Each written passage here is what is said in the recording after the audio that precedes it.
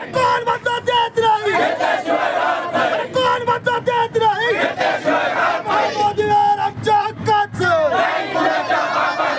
मोदीवर आमच्या हक्काचं,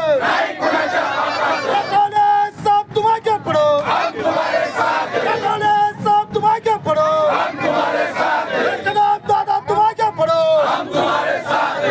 Republican party of इंडियाचा अरे महामोदीवर आमच्या हक्काचं,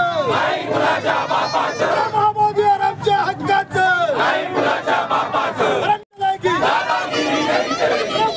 दलित अरे जातीवाद पे, अरे पुंजवाद पे, हुकुमशाही पे, जूता लेके, चप्पल लेके, तू भी बोल, अरे बोल मेरा भैया, अरे डाइस से बोल, अरे बाइस से बोल, बोलना पड़ेगा, तू भी बोल, महामोदीवर आमच्या हक्काचं, महामोदीवर आमच्या हक्काचं, नहीं चलेगी, नहीं चलेगी, अरे नहीं।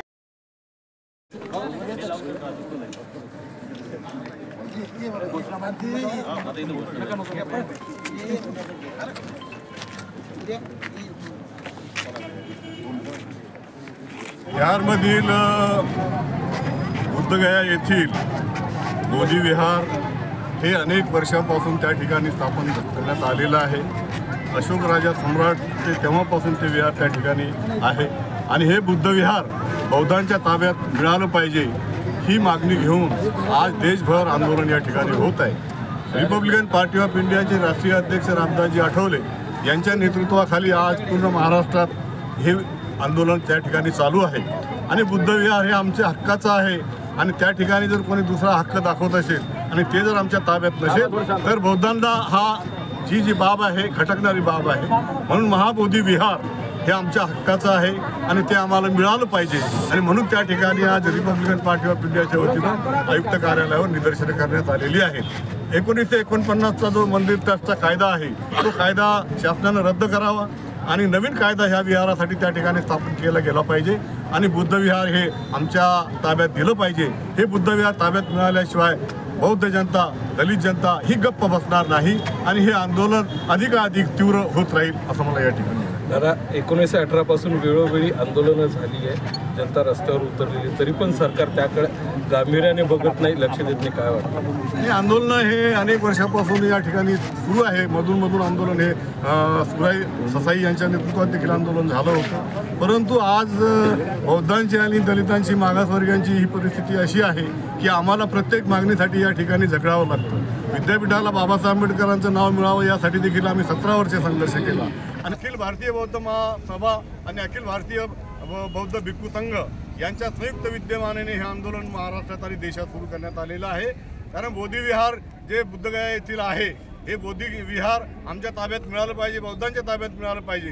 गौतम बुद्धांना त्या ठिकाणी पिंपळाच्या वृक्षाखाली त्यांनी ज्ञानबोधी प्राप्त झाली होती आणि तेव्हापासून ह्या विहाराला अत्यंत अनन्य असं साधारण महत्त्व या देशामध्ये आणि भारतामध्ये आहे आणि अनेक देशातून विदेशातून त्या ठिकाणी पर्यटक येत असतात आणि म्हणून हे बौद्ध विहार आमच्या हक्काचं आहे आणि हे बौद्ध मंदिर नव्हे ते विहार आहे, बौद्धांचं विहार आहे। अशोक सम्राट राजांनी जे स्थापन केलेलं होतं ते विहार त्या ठिकाणी बुद्धगया या ठिकाणी आहे आणि देशातून आणि विदेशातून अनेक लाखो पर्यटक त्या ठिकाणी जात असतात आणि त्या ठिकाणी अत्यंत शांततेनं त्या ठिकाणी ते अभिवादन करत असतात आणि म्हणून हे बौद्ध विहार खऱ्या अर्थानं बौद्धांच्या ताब्यात मिळावं या मागणीसाठी भंते सुराई ससाई यांच्या नेतृत्वात देखील आंदोलन झालं होतं। अनेक वर्षापासून आंदोलन सुरू आहे, परंतु या वर्षीपासून जे आंदोलन सुरू करण्यात आलेलं आहे हे आंदोलन बौद्ध विहार आमच्या ताब्यात मिळाल्याशिवाय थांबणार नाही ही ठाम भूमिका रामदास आठवलेंनी आणि भंते राहुल बुद्धी यांनी या ठिकाणी केलेली आहे।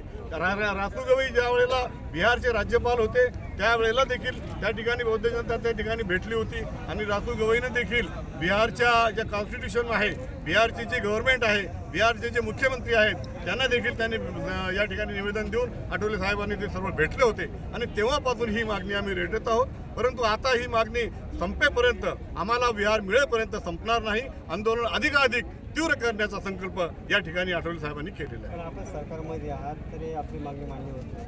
नाही, सरकारमध्ये असलो म्हणून आम्ही आंदोलन करू नये अशातला काही भाग नाही आहे. जर सरकारमध्ये चर्चा करून या आणि बैठक घेऊन जर मागणी मान्य होत नसेल तर आंदोलन करण्याचा हा हक्क हा आम्हाला बाबासाहेब आंबेडकरांनी दिलेला आहे आणि म्हणून सरकारमध्ये असून देखील आम्ही आंदोलन करू, निश्चितपणाने आंदोलन करू आणि बौद्ध विहार मिळवून घेऊ.